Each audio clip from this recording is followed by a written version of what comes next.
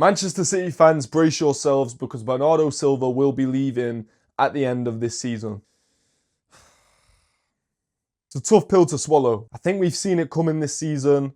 Obviously, he's been talking about leaving for the past couple of seasons. In fact, there's been a few summers where it's looked like he's been going out the door, but he's ended up staying. I think if you don't watch Bernardo Silva week in, week out, like Manchester City fans have done for years, then he ends up being underrated by certain rival fans or rival fans in the Premier League. Today, I just want to make this video and just talk about how good Bernardo Silva really is and has been for Manchester City, because I feel like he gets overlooked and put into a bracket of like a workhorse when truly he isn't that. He's got so much more to his game other than just a workhorse or a wind-up merchant. I feel like it's going to be tough for Manchester City once Bernardo Silva's left. We take for granted what he brings to the team, what he has brought to the team, the level of experience, his ability on the pitch. I think one thing that gets overlooked most of all, more than anything, is his technical ability.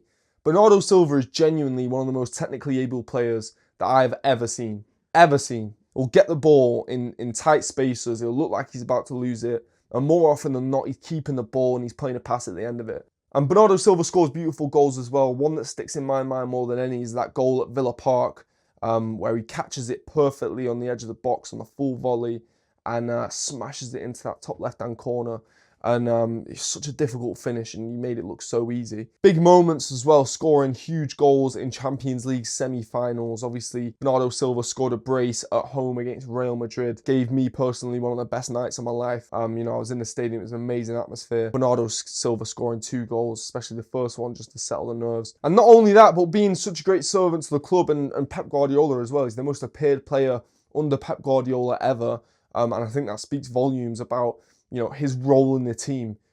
He's such a huge cog in Pep Guardiola's system, and that's why he's consistently, week in, week out, played Bernardo Silva. Even when some delusional City fans have been calling for him to be sold, Pep Guardiola's still always stuck with him, especially this season when we've seen that he maybe isn't the player that he has been when he was in his prime. His legs might have gone a little bit, but Pep Guardiola's always still stuck with him and put his trust and faith in Bernardo Silva, and I think there's definitely reasoning behind that. It's not just because he's his favourite for no reason. He's his favourite because he understands the system so well. I think another reason why Bernardo Silva is so underrated is because you can't definitively say he's one position and then compare him to other players within that position, because he's literally everywhere. And I feel like that term gets thrown around quite loosely when we're talking about footballers, but Bernardo Silva is genuinely all over the pitch. You see him cropping up on the right wing, you see him dropping deep into a double pivot, playing more of a defensive role. You see him coming more attacking and central as a number 10. You see him drifting off to the left.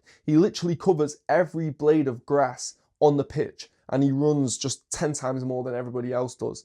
And that's why you can't box him in and say he's this player or he's similar to that player, he's similar to this player, because he's everywhere. You can play in every position. You could play him fullback. You could play him on the wing. You could play him in midfield. You could play him, like I said, as a DM. You literally can play him everywhere. And, I feel like for that reason, he's so underrated. I think he's a great, firstly, of the club, and that goes without saying. He's an absolute legend of Manchester City. But second of all, I think he's a legend of the Premier League, and I don't think that's a crazy thing to say. I think he's definitely up there with the greats. You look at how dominant City have been since Pep Guardiola's come in. They've obviously been one of the most dominant teams in Premier League history. And, when you talk about Bernardo Silva being a massive cog in that and playing literally every game that he's available, he's playing in, you have to give him so much credit for that. And this is why I feel like we're going to struggle next season without him, especially if we've still got Pep Guardiola, because I don't really know how we replace him. You look to other players, we talk about Elliot Anderson. To be honest, I don't watch enough Elliot Anderson to be able to comment on him or compare him to Bernardo Silva.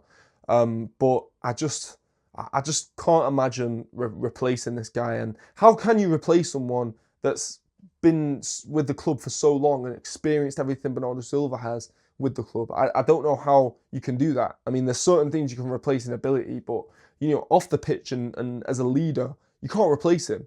So, I feel like it's going to be very hard. I feel like we're going to have to bring in a few players, and a few players that are already at the club are going to have to step up to fill the boots of Bernardo Silva. One person that I think is a similar kind of player, which is crazy because he just looks nothing like him in terms of his stature and his physique. But Nico O'Reilly, I kind of look at as a similar kind of Bernardo Silva kind of player.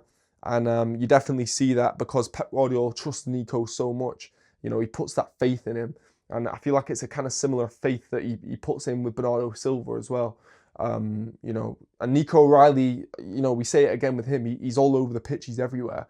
He can play in a DM, he can play at fullback, he can come forward onto as like a left winger, he can play as a striker if you need him to. That's kind of, it really reminds me of Bernardo Silva in that. So hopefully Nico O'Reilly can be a kind of Bernardo Silva replacement in a way. And it does really sadden me that Bernardo Silva's leaving. Obviously, you know, every player's time comes to an end at some point.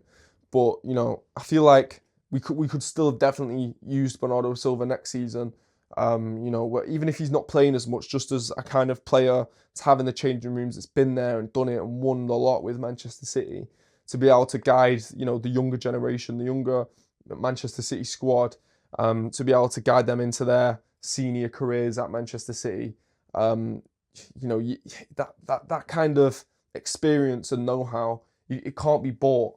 And that's what I'm saying when I'm talking about Bernardo Silva. But, you know, this season does really feel like a passing of the torch moment, especially this summer transfer window. If we're looking at potentially Rodri leaving, Bernardo Silva leaving, John Stones, these kind of players that have been at the club for a very long time and have the experience of winning trophies. We all know how vital that is in a title race. So it just puts more emphasis on this season. And if we can get a Premier League title over the line this season, you know, with the help of John Stones, Rodri, Bernardo Silva, these kind of players, obviously, you know, John Stones injured, but I'm talking about the experience that they've got to guide, you know, this young squad to a Premier League title.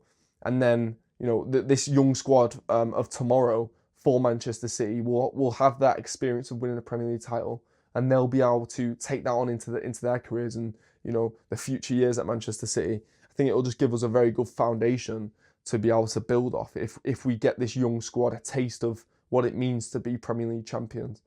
So, you know, I still think there's a lot to do this season. I think it could potentially be good, the fact that Bernardo Silva has made his statement and told everyone, listen, this is my last season now and I'm going to be leaving in the summer. I think that could be, maybe it's even strategic that it's come out in the way that it has just before the Arsenal game. You know, there's going to be a different feel at the stadium now on Sunday with Bernardo Silva leaving. You know, I feel like it's just going to get the fans more up for it. Bernardo Silva himself is going to be way more up for it now. It's probably a weight off his chest as well, telling the fans that he's going to be leaving. But listen, hopefully he can do us one more big favour and, you know, be a massive part of, you know, this title race and hopefully being Premier League champions come the end of the season. Thank you a lot for watching to the end of this video. Please get your thoughts in the comment section down below on this situation with Bernardo Silva obviously leaving. Who could potentially replace him? Can he be replaced? And how do City cope next season without him?